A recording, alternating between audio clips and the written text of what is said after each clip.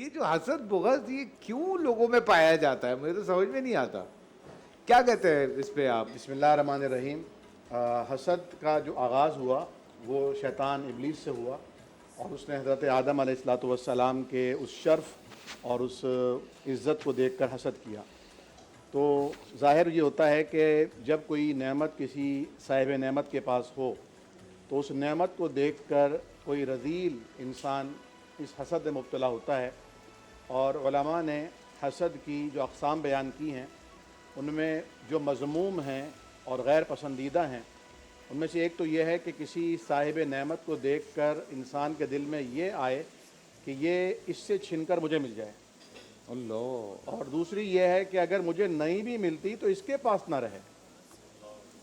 اور اسی حسد سے پھر انسان کے بلڈ میں ایک کیمیکل ری ایکشن پیدا ہوتا ہے جو اسے تو نقصان پہنچاتا ہی ہے.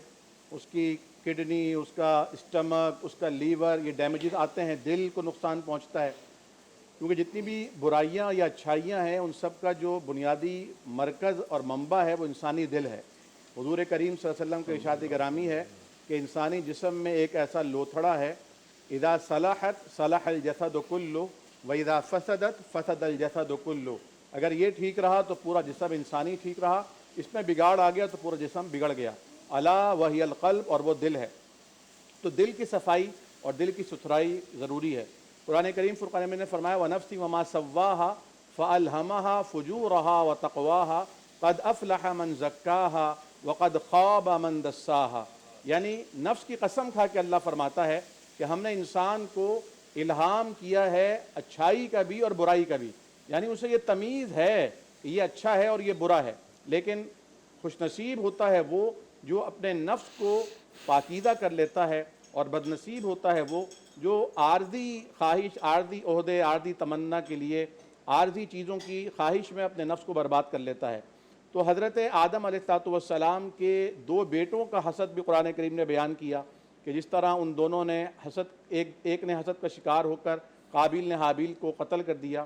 اور حابیل نے کہا تھا کہ اگر میں چاہوں تو بدلہ لے سکتا ہوں اور روک بھی سکتا ہوں، لیکن میں نہیں کروں گا کیونکہ میں چاہتا ہوں کہ میرا اور تیرا دونوں کا جو وبال ہے وہ ایک ہی گردن کے اوپر ہو. تو اب ایک حدیث شریف آتی ہے کہ کل ذی نعمت محسود، ہر صاحب نعمت سے حسد کیا جاتا ہے. اور امام غزالی یا امام اوزاعی رحمہ اللہ سے ایک منقول قول ہے، وہ فرماتے ہیں کہ ہر ایک حسد کرتا ہے. حسد ہر انسانی طبیعت میں ہوتا ہے. جو شریف آدمی ہے وہ حسد کو دبا لیتا ہے، چھپا لیتا ہے، اس کے کم سے کم کر لیتا ہے. اور جو رذیل انسان ہے، شریر انسان ہے، وہ حسد کو ظاہر کر دیتا ہے. تو جب یہ حسد بلڈ میں شامل ہو کر اس کیمیکل ری ایکشن کے ذریعے آنکھوں میں آتا ہے، تو جب وہ آنکھ کسی کو دیکھتی ہے تو نظر لگتی ہے، اور اس نظر کا توڑ بھی پھر ہمیں بتایا قرآن کریم نے. ایون یہ کہ نظر آپ کی اپنی نظر بھی لگ سکتی ہے. تو اب علماء کرام بیٹھے ہیں، میں نہیں چاہتا کہ سارا سب کا وقت میں لے لوں تاکہ کوئی اور شکوہ کرے. آپ جاری رکھیں. نہیں، میں چاہتا ہوں کہ سب شریک ہو جائے نا. بارک اللہ فیک. ماشاء اللہ. حضرت